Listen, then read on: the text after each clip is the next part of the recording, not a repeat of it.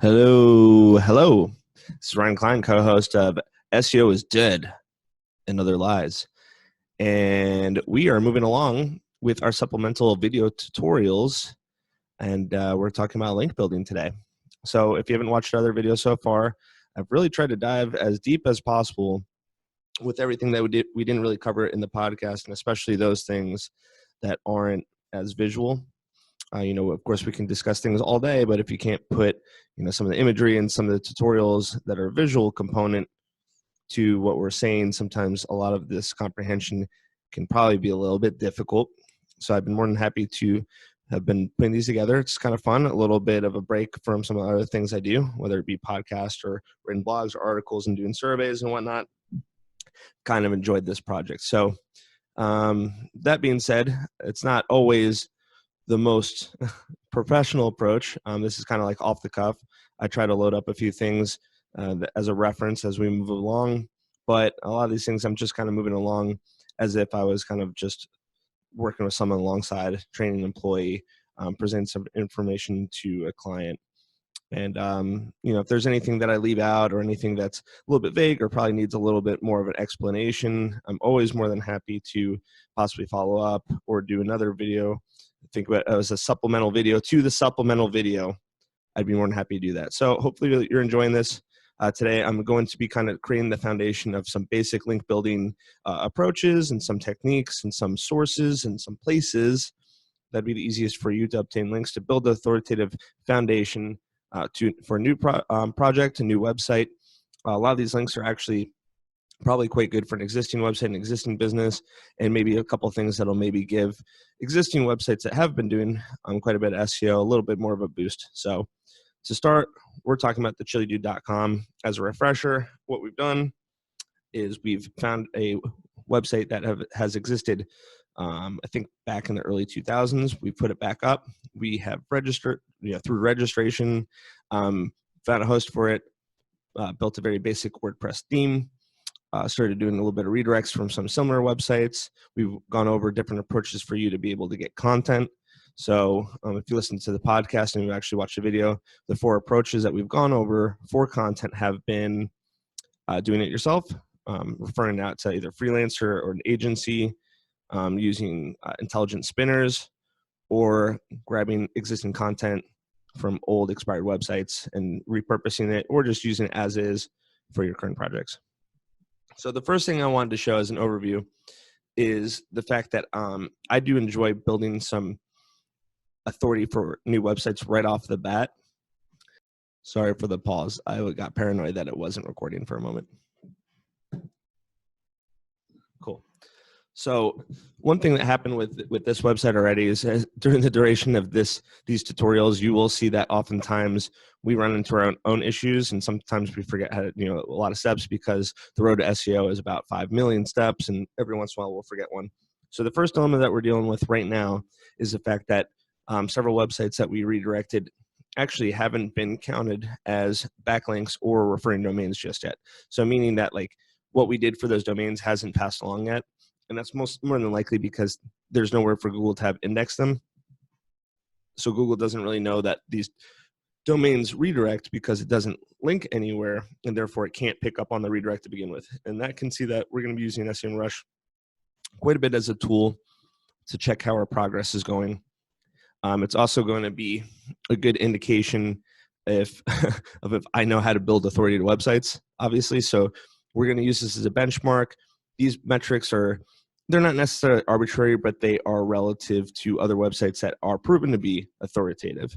So an authority score of 10 is kind of an arbitrary number, like 1 through 100, but it's pegged relative to other authoritative websites for you to know where you stand. So for example, if the number one chili related website is a 50 authoritative score according to SEMrush, and I'm a 10, it would be in my best interest to get to 50 as quickly and as close as possible, because that would be my understanding that if I were to achieve an authority score of close to 50, then I should be ranking for quite a bit of my terms.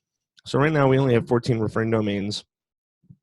If you go through, these are the ones that they've gotten from way back in the day. Nothing particularly great, and especially the case, none of these really have anything to do with chili. And as you remember, we bought other chili and hot sauce websites, such as these, starting here, here, here, here. And as you can see, none of these are appearing here right now. So if I go here and just double check it, of course the redirect is working, as you can see here, but I'm not getting any of the pass-through of its authority. So one of the things that we're going to have to do is we're going to have to kind of list these on a page, publish this page, get it indexed, have Google crawl through it, notice that these are redirects, and then therefore we will obtain these as referring domains and then get some of the pass along authority. And then in turn, our authority should move anywhere from 10 to, I don't know what number it would be. Hopefully more than 10. It's hard to quantify these kinds of things. So today I'm going to go through some aspects of what a PBN is. It's what a lot of people do. Even if you don't think that you're proactively engaging in a PBN, I guarantee that some cases you are just simply buying PBN links without thinking about it. I will go into more detail about why that is the case pretty soon. But let's start with indexing our redirects. So I do have access to one PBN website that is most food related, and this one is southseasfoods.com. And I opened up every single tab for it. So you can see that this is what it looks like. It pretty much looks like someone's blog. That's why it is private blog network, but it's essentially like a website that existed at some point in time. We put it back up and we're putting content in it, and we're we're creating guest blogs and posts from it to link to other websites. So let's talk about the ways that you should diversify your link portfolio via this PBN. And this is a case if you want to create your own small PBN for your own reference, maybe your own website, maybe several other websites, maybe you want to link out to some other businesses and friends and whatnot, whatever you want to do. Most people don't really do these unless you're proactively engaging in a lot of SEO, but some people do it for different reasons. So the first thing that we want to do is that since this already has random content from other places, I'm going to show you like 3 different ways that I'd like to link to a website I was building. So we're going to Chili Dude, and we're going to be increasing the authority of the root, meaning we're sending all these links right now to just the homepage to increase authority of the homepage as a whole. So then kind of like a trickle down authority will go to all the other content that we create later on. So the 3 different kinds of links that I like to do, you can do your straight up like vanity keywords. You can do a URL, and then you kind of do your long-tailed / trivial phrasing that comes from people oftentimes linking to other websites. So the examples I would give is like the vanity short tail for Chili Dude would be like hot sauce website.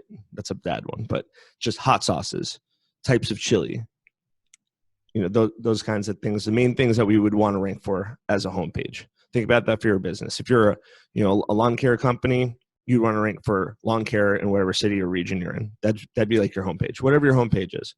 And then the URL would be simply like thechilidude.com. I'll be linking that way quite a few times. And then the other ones would be like the trivial long tail ones, like visit this website for more information, click here to learn more.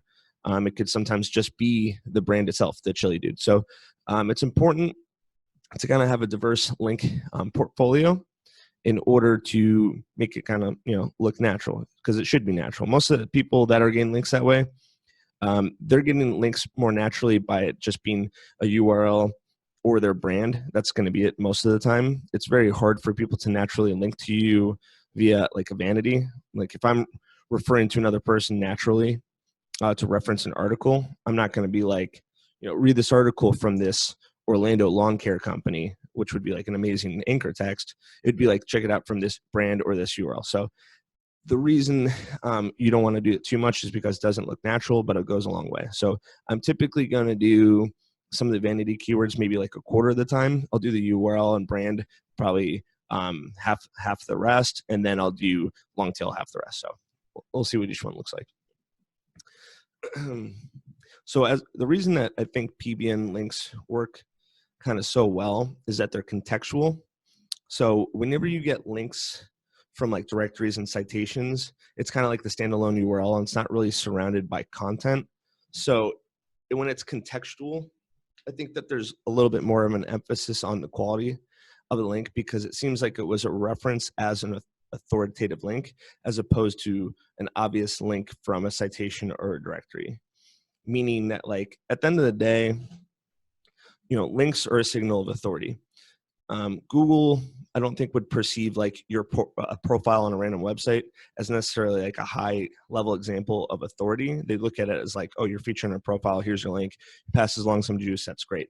But when it's contextual, when it's like within a blog or an article, it's really powerful because it's like, hey, this person on this website wrote this blog and they're actually referencing this company over here during the blog. They must be an authority. So that's why PBN/contextual works so well.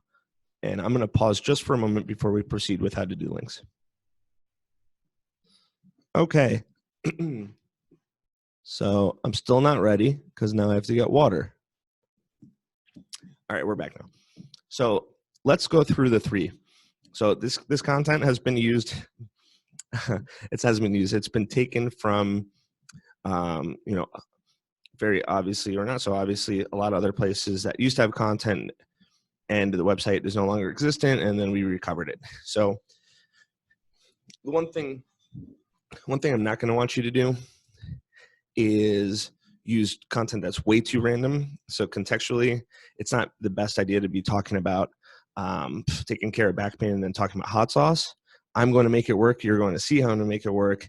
This is not a good practice. You're going to want to use content that's obviously related. You want to be about food or travel or Chili's or whatever else.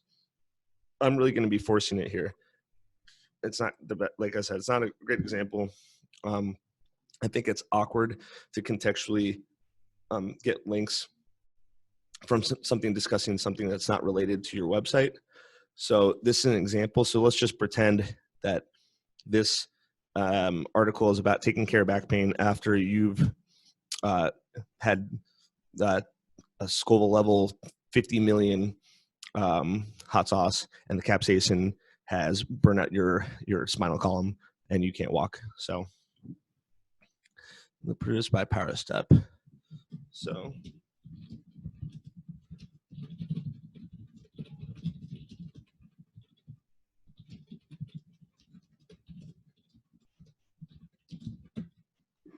great, right? It makes a lot of sense.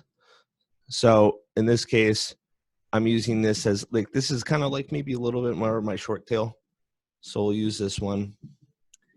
In another one, we'll say, just as you might suggest, you may assess your situation.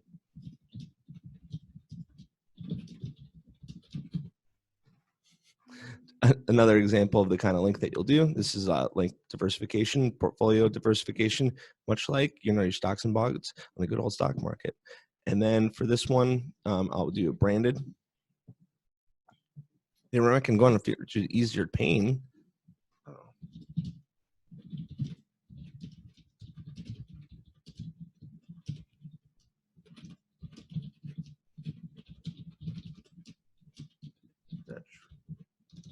Mental. Here's another example. You must be loving these. Employing a company. This formatting is not good.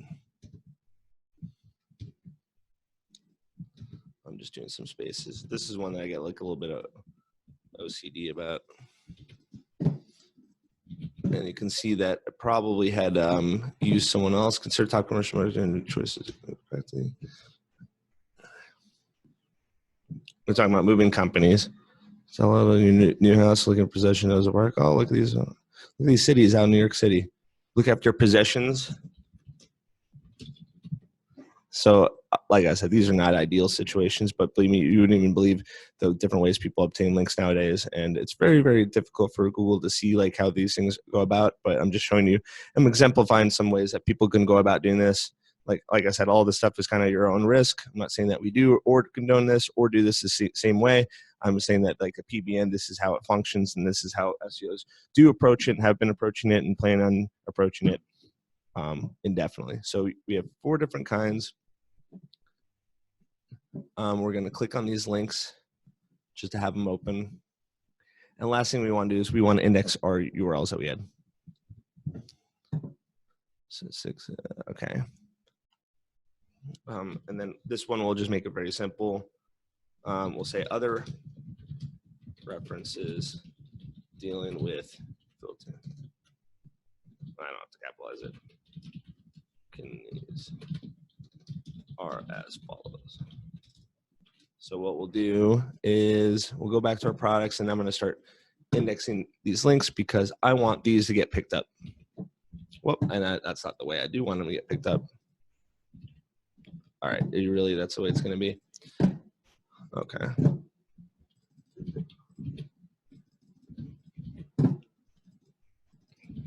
Just do a couple more of these.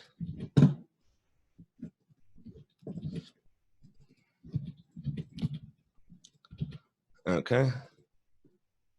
Should automatically link. Did it not? Why is it not linking that way? Sorry, I don't know why I'm being a spaz about this one. Just do a few of these. Okay. So this is almost done. And one thing that we want to have happen afterwards is we want these pages to get indexed by Google and other search engines as quickly as possible. So that being said, we'll take all these links that we have, and we'll end up using a indexing service. And the one that we prefer is the one I just put on their screen. So we typically use this one, speed-links.net. It just kind of drips them out, kind of looks natural, and it'll automate it. And if you don't want to necessarily have something that's done this often, you want a kind of one-time thing, we're going to go to Fiverr in a second anyway. So we'll do that in a moment.